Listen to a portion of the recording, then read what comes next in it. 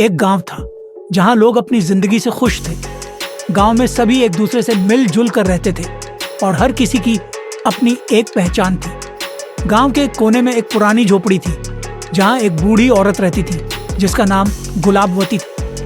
गुलाबवती की उम्र लगभग 70 साल थी, लेकिन उनकी आंखों में एक गहरी उदासी थी। लोग कह रहे थे कि गुलाबवती की जिंदगी में कुछ ऐसा था जो उन्हें छुपाना पड़ता था, लेकिन उन्हें कभी किसी को अपनी कहानी नहीं बताई थी। एक दिन गांव में एक नया लड़का आया। उसका नाम राघव था और वह शहर से गांव में अपने दादा दादी के घर आया था। राघव को देखकर हर कोई आश्चर्यचकित था, क्योंकि वह बहुत स्मार्ट और बुद्धिमान लग रहा था। जब राघव ने गांव की यात्रा शुरू की तो उसकी नजर सबसे पहले गुलाब घाटी पर पड़ी। वह बुद्धिमान महिला अपनी झोपड़ी के बाहर बैठी थी और उसके चेहरे पर एक कहानी छिपी हुई थी। राघव को अपनी जिज्ञासा पर काबू पाना मुश्किल हो गया और एक दिन वह गुलाबवती के पास गया। दीदी, आप बहुत अकेली लग रही हैं, क्या मैं आपसे बात कर सकता हूं? राघव ने प्यार से पूछा। गुलाबवती कुछ देर तक उसकी ओर देखती रही, फिर हाथ से मर्तबान साफ करते हुए बोली, आज तक कोई मेरे पास नहीं आया, तुम क्यों आए हो?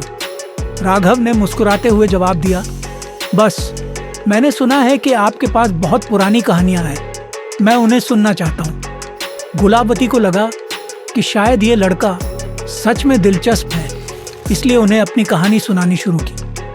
जब मैं जवान थी तो मेरे पास भी सपने थे। मेरा एक प्यारा सा प्यार था जो मेरे दिल में हमेशा के लिए बसा था। मेरा नाम गुलाबवती नहीं, बाल्की कमला था। मेरे पति का नाम शंकर था, जो एक ईमानदार और मेहनती किसान था। हम दोनों मिलकर अपनी जिंदगी को सुखद बना रहे थे, लेकिन एक दिन कुछ ऐसा हुआ जो उनकी जिंदगी को हमेशा के लिए बदल गया। गांव के पास एक बड़े शहर से कई लोग आए थे जो नए तरीकों से खेती कर रहे थे। शंकर को अपने तरीके से सलाह दी, लेकिन शंकर ने उनसे इनकार कर दिया। मैं अपनी पुरानी तारीख से खेती करूंगा, शंकर ने कहा। कुछ माह बाद शहर वाले लोगों के तरीकों ने ज्यादा फायदा दिखाया और शंकर का फर्क दिखने लगा। हमारा वक्त, एक रात शंकर घर वापस नहीं आया। गुलाबवती ने पूरी रात उसे ढूंढा, लेकिन वो कहीं नहीं मिला। अगले दिन गांव वालों ने बताया कि शंकर एक भटकती रूह बन गया था और वो हर रात गांव के किनारे दिखाई देने लगा। गुलाबवती ने कभी नहीं समझा कि शंकर क्यों गया, लेकिन उसने अपने पति का इंतजार करते करते अपनी जिंदगी की बाकी उम्मीदों को छुपाना शुरू कर दिया। और इसी तरह एक पुरानी औरत अपने अकेलेपन में रही, जिसे कभी अपने प्यार की यादों से छुटकारा नहीं मिला। राघव सुनकर सोच में पड़ गया। उसने गुलाबवती से कहा, आपने अपनी पुरानी जिंदगी के बारे में बहुत कुछ बताया, लेकिन आपको ये समझ आएगा कि आपका अकेलापन सिर्फ आपने ही अपने आप तक सीमित रखा है।